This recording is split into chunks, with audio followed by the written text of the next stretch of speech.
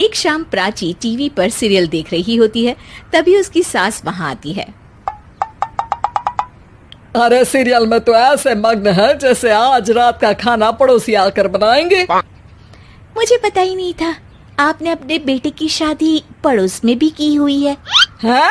मतलब? मतलब इस घर में सारा काम बहू ही करती है, आप तो सिर्फ खर्राटे मारती हैं।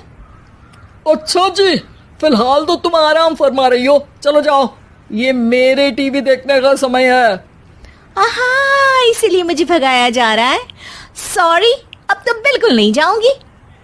प्राची की इस बात पर दोनों सास बहू के बीच टीवी रिमोट के पीछे बच्चों जैसे छीना झपटी शुरू हो जाती है, जिसके बीच श्लोक भी काम से घर वापस आ जाता है। हाँ, आज मेरी चूहे बिल्ली की जोड़ी किस बात पर झगड़ रही है? अरे तेरे बीवी मुझे टीवी ही नहीं देखने दे रही। अरे तुम्हारी मम्मी मुझे खाना बनाने के लिए फोर्स कर रही है। अरे वाह, ऐसे बेतुके रीजन पर तो बच्चे भी झगड़ा नहीं करते। अरे मुझे कुछ मत बोल, सब इसने ही शुरू किया है। हाँ हाँ, जैसे आप तो बहुत दूध की धूली है ना। अरे बस, दोनों चुप। प्राची जाओ, खाने की तैयारी करो। और माँ तुम छोड़ो, तुम्हें क्या बोलूं, शांति से अपना सीरियल देखो, मुझे दोबारा लड़ने की आवाज सुनाई नहीं देनी चाहिए। ऐसा बोलकर श्लोक वहां से चला जाता है, जिसके पीछे पीछे प्राची भी कुछ न कुछ बड़बड़ाते हुए रसोई में चली जाती है। हाँ हाँ, सासू जी को तो कुछ बोलेंगे ही नहीं, बस मुझ पर ही हुक्म चलता है, खाना बनाओ, जैसे मैं इनके घर में खाना बनाने के लिए आई हूँ। इसी तरह शाम बीतती है और रात को श्लोक और प्राची की सास खाना खाकर सोने चले जाते हैं, लेकिन प्राची गुस्से में कुछ खाए बिना काम में ही लगी रहती है। इस घर में किसी को घंटा फिक्र नहीं पड़ता, मैं खाऊं या भूखी रहूं। प्राची कुछ देर के लिए रसोई से बाहर जाती है और जैसे ही वापस आती है तो वहां दूध का भरा ग्लास देखकर हैरान रह जाती है। फिक्र पूरी है, बस दिखाना नहीं है। प्राची दूध पीकर सोने चली जाती है और अगली सुबह एक बार फिर सास बहू का कार्टून नेटवर्क स्टार्ट हो जाता है।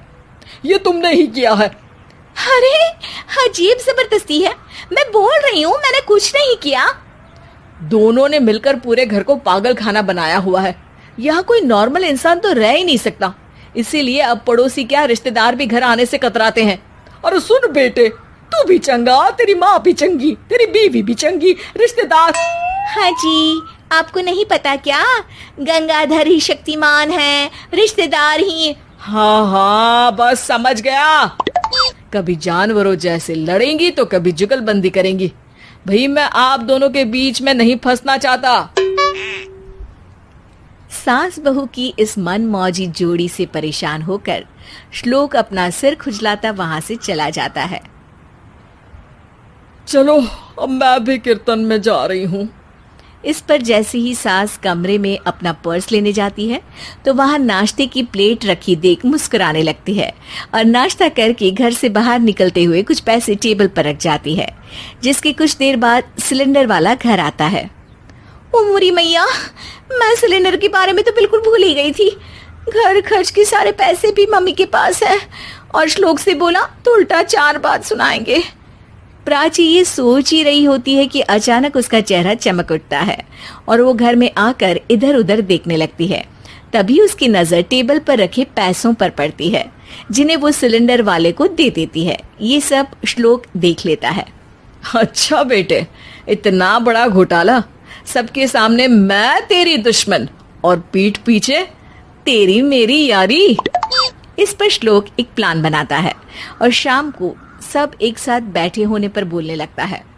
माँ, तुम दोनों की बहुत लड़ाई होती है, इसलिए मैं सोच रहा हूँ कि प्राची को उसके घर छोड़ाऊं, इससे वो भी खुश रहेगी और तुम भी। अचानक श्लोक की ये बात सुनकर सास बहू शौक से उसकी तरफ देखती है। अरे ऐसे कैसे घर छोड़ाओगे, मुझे कहीं नहीं जाना। अरे तुमने बोला नहीं पर मैंने सुन लिया, तुम्हें मम्मी के साथ रहना अच्छा नहीं लगता, मुझे पता है। अरे वाह, अरे जब बहू खुद कुछ काम बोले तो वो तुझे सुनता नहीं, और अब जो इसने बोला ही नहीं वो तू समझ गया। जब उसे नहीं जाना तो फिर जबरदस्ती क्यों कर रहा है? अच्छा, फिर आपको मौसी के घर छोड़ाता हूँ, बस अब आप दोनों एक घर में एक छत के नीचे नहीं रह सकती। मैं इस टॉम एंड जेरी की जोड़ी को और नहीं झेल सकता। है? ऐसे कैसे नहीं रह सकते? तुम्हें इतनी दिक्कत है तो तुम्हारा बोरिया बिस्तर पैक कर देती हूँ, लेकिन मम्मी जी कहीं नहीं जाएंगी। बिल्कुल यही सुनना था मुझे। अगर दोनों में इतना ही प्यार है फिर हर वक्त ये लड़ाई का नाटक क्यों करती हो?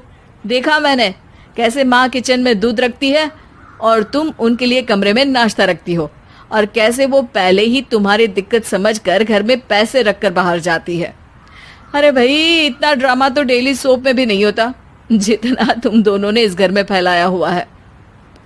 तू हमें टॉम एंड जेरी बोलता है ना, तो याद कर वो दोनों भी एक दूसरे को बाहर वालों की बुरी नजर से बचाने के लिए हमेशा सबके सामने लड़ते थे, लेकिन अकेले में दिक्कत के समय मदद भी तो करते थे। बस हमारा रिश्ता भी कुछ ऐसा ही है। और वैसे भी अगर सास बहू में तू मैं नहीं होती तो दुनिया वालों को कहानियां कैसे मिलेंगी?